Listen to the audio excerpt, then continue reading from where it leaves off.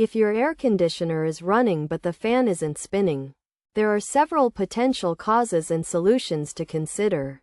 One possible reason is an overloaded circuit breaker, which may have automatically switched off due to the overload, thereby stopping the fan from spinning. To resolve this, simply locate your circuit breaker and switch it back on. Another issue could be a faulty capacitor, which can wear out over time.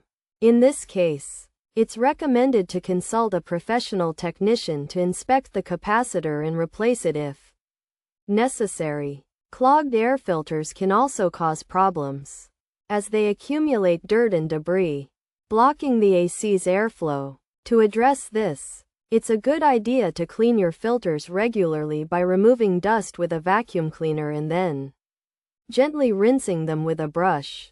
Additionally, damaged fan blades can be a culprit, often due to excessive stress.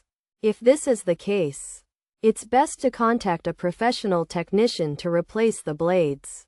By considering these potential causes and taking the necessary steps to address them, you should be able to fix a non-spinning fan on your air conditioner.